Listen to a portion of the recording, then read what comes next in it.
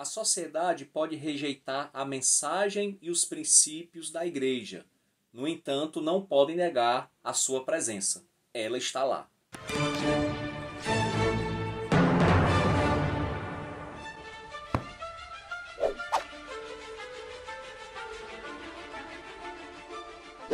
Fala pessoal, muito bem-vindos ao canal Ler é Preciso. Eu me chamo José Lopes. Nesse vídeo falarei sobre o livro A Continuidade dos Dons Espirituais na Igreja Primitiva.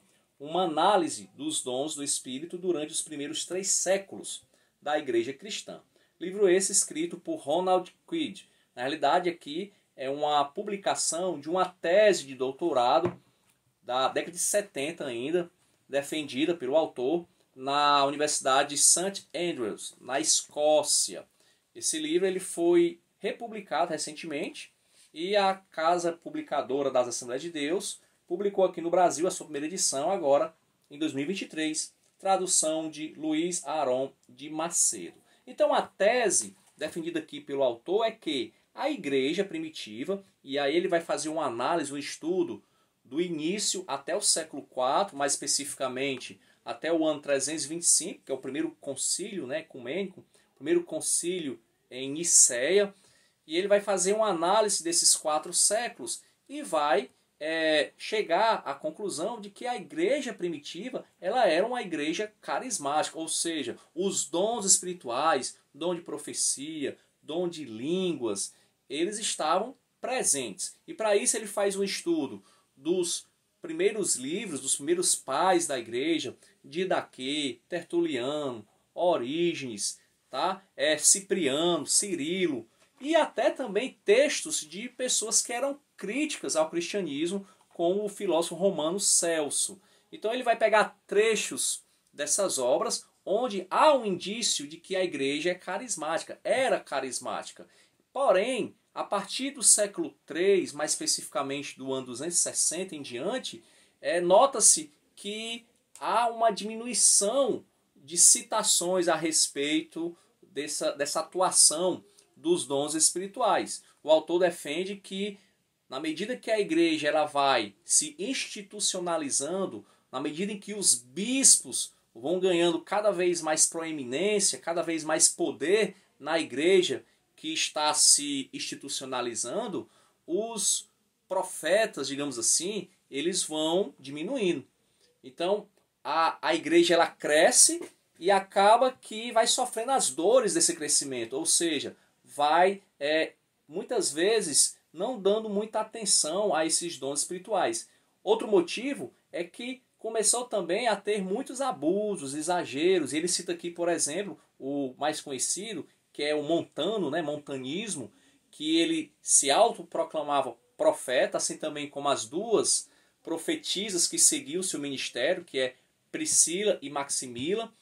E isso foi um grande problema para a igreja ali no século III, né, porque eles defendiam, né, ensinavam que o próprio Deus, a própria Trindade, utilizavam as suas vidas como uma forma de pregação. Eles falavam a própria palavra de Deus. Então havia um grande problema aí, porque você tinha por um lado o cânon da Bíblia ainda sendo ali, digamos assim, organizado, e por outro você tinha profetas como Montano e as suas profetisas que traziam palavras que muitas vezes não estavam de acordo com a Bíblia Sagrada. Tanto que a igreja ela vai, digamos assim, não vai aceitar o montanismo, vai considerar como herege.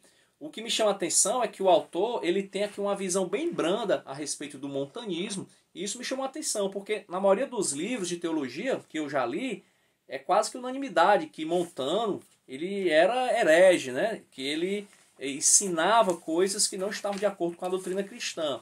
Mas o autor, aqui no seu livro, na página 64, ele é bem brando com Montano. Olha só o que é que ele diz. No que me diz respeito, os montanistas não eram hereges. Não há dúvida de que os montanistas tiveram ideias incomuns e disseram coisas estranhas, mas acho que teríamos de admitir que a estranheza no pensamento e o inconformismo na prática não estão ausentes nem mesmo na igreja da década de 80. Penso que os montanistas eram cristãos genuínos, com diferenças, admito, mesmo assim genuínos. Eles também eram cristãos que valorizavam muito os dons espirituais. Então você vê que o autor ele é bem brando com os montanistas. Ele admite que os montanistas tiveram abuso sim no seu ensinamento, mas entende que eles não foram hereges, que eles não ensinaram doutrinas heréticas, que eram cristãos genuínos, que na realidade queriam que a igreja ela voltasse ao seu estado de pureza original. Porque já ali no século II, já começava a ter indícios de que a igreja ela já tinha perdido um pouco da sua radicalidade, né, da sua pureza original, já estava ficando um pouco indolente. E isso aumenta ainda mais no século III. E principalmente quando a igreja ela se torna uma igreja estatal, ali no século IV. Então, os dons eles estavam muito presentes na igreja primitiva, e conforme a igreja vai, como eu disse, vai se tornando uma igreja estatal, vai se institucionalizando, os bispos vão ganhando cada vez mais poderes, os profetas são relegados a segundo plano, em algumas regiões realmente são até excluídos da igreja.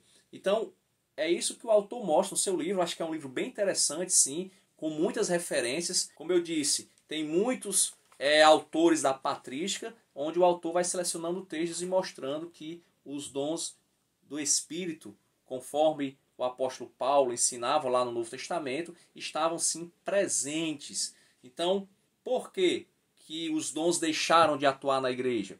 Aí nesse ponto ele se cala, ele não tem uma resposta, apenas essa suposição que a institucionalização, ela, digamos, sufocou o agir do Espírito, dos dons espirituais, né? Então assim, ensinar como os cessacionistas ensinam que os dons do Espírito estavam presentes somente enquanto os apóstolos estavam vivos, não é verdade, tá? Bem depois da morte dos apóstolos, vemos indícios da atuação carismática dos dons espirituais, né? Até ali, século III. A partir do século III, infelizmente, eles vão cessando, muito por conta dos exageros que tinham e também pela política institucional da igreja. Tá certo? E você? Você acredita que os dons espirituais eles ainda estão presentes hoje, século XXI, ou são coisas do passado e devem continuar do passado? Dê a sua opinião, e se você tiver gostado do vídeo, se você tiver ficado até o final, peço que você se inscreva no canal, dê aí um like, e aguardo você no próximo vídeo. E vamos ler, porque ler é preciso.